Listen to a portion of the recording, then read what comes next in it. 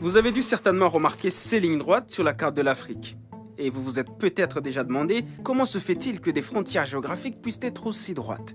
Eh bien la réponse est toute simple. On a pris une règle, on a pris un crayon et on a tiré des traits.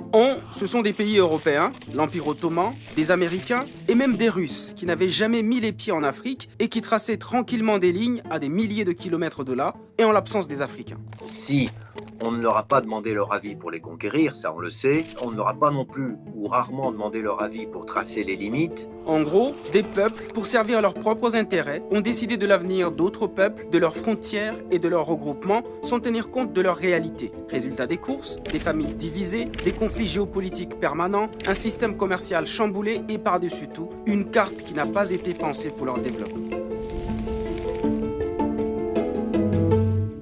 Pour mieux comprendre, il faut revenir 134 ans en arrière. Afin d'éviter tout conflit, les grandes puissances coloniales se réunissent à Berlin de novembre 1884 à février 1885. Elles se partagent l'Afrique en fixant certaines règles. Et parmi ces règles, une toute simple. Toute puissance dite civilisée disposant d'un point d'appui sur la côte africaine avait le droit de pénétrer à l'intérieur du continent jusqu'à ce qu'elle rencontre une autre puissance dite civilisée.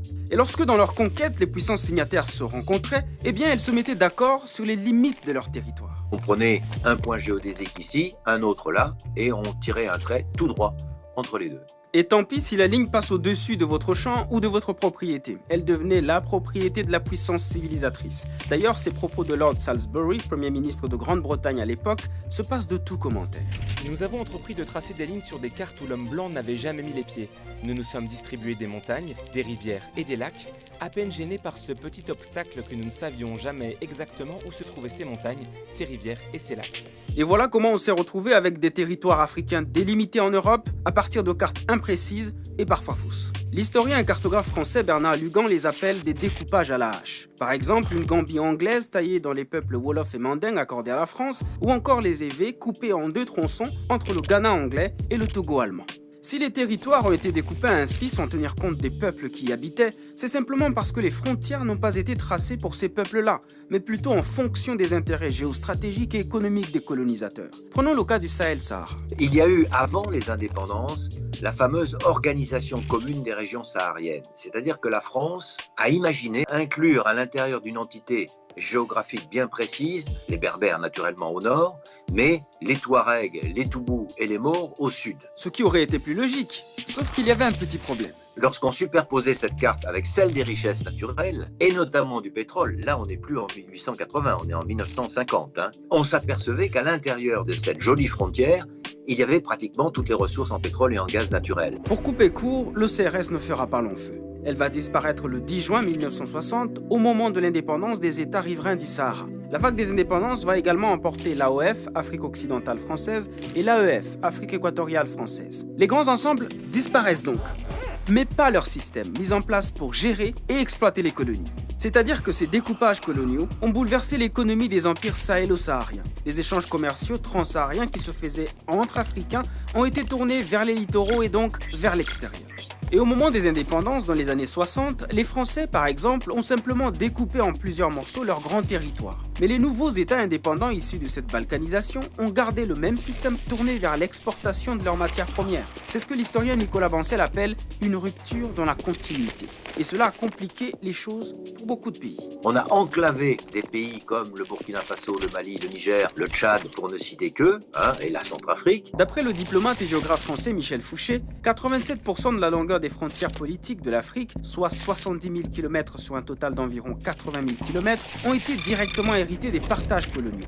Et qui dit État souverain, dit frontières, tarifs douaniers, nouveaux traités commerciaux et donc plus de barrières.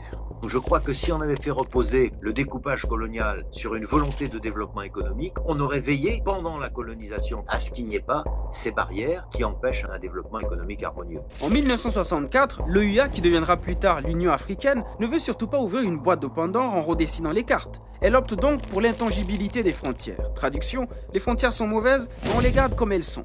Au début, les nouveaux États africains semblent s'accorder sur le principe. Certains s'approprient même les frontières coloniales et s'identifient davantage comme Nigérians, Ghanéens ou Ivoiriens plutôt qu'à Caen, un peuple qu'on retrouve pourtant dans ces trois pays.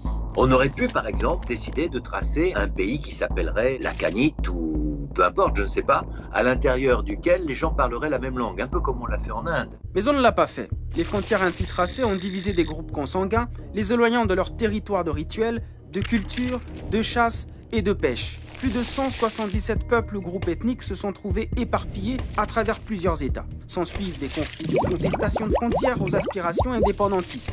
L'auteur Robert Waters en dénombre une trentaine. Prenons par exemple les Touaregs dans le Sahel. Il aurait été tout à fait loisible aux autorités de l'époque, notamment lorsqu'ils ont fait la première grande république du Mali, de tracer pour les Touaregs, par exemple, pour eux, ce qu'ils revendiquaient, la fameuse Azawad. L'Azawad, ils le revendiquent encore jusqu'aujourd'hui. Mais cela aurait-il empêché pour autant les conflits actuels et les divers mouvements armés? Pas si sûr, car plusieurs autres facteurs complexes entrent en jeu. Christian Bouquet cite notamment les politiques des présidents qui se sont succédés, l'échec de la transition démographique, le réchauffement de la planète ou encore les ajustements structurels. Même l'ONU constate un échec de développement généralisé des pays africains. In each case, it is about exclusion. It is about, root causes where you have young people that have no hope, where governance structures are not working. Plus de 50 ans après la décolonisation politique, l'heure est peut-être venue de décoloniser aussi les frontières. 2, 3. Le 7 juillet 2019, les pays membres de l'Union africaine ont lancé à Niamey la ZLEC, la zone de libre-échange continentale africaine, ce qui fera de l'Afrique le plus grand espace commercial au monde, selon le président nigérien. Un marché de 1,2 milliard de consommateurs actuellement, et ça sera 1,7 milliard de consommateurs en 2030, ça sera 2,5 milliards de consommateurs en 2050. Un vieux rêve qui se réalise. À défaut de redessiner les frontières politiques, l'UE veut ainsi faire d'ici 2063 ce qu'aurait peut-être dû faire son ancêtre l'EUA en 1964, c'est-à-dire faire sauter les frontières économiques. Une année à peine, le nombre de signatures est passé à 52. Et avec la signature du Bénin et du Nigeria, nous sommes à 54 sur 55. Donc la presque totalité des membres de notre union.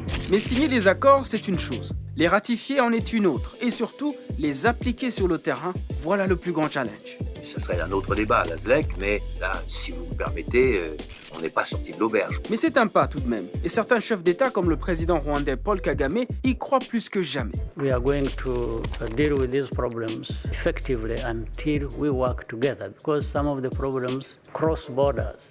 And we encourage and subscribe to regional integration and continental integration.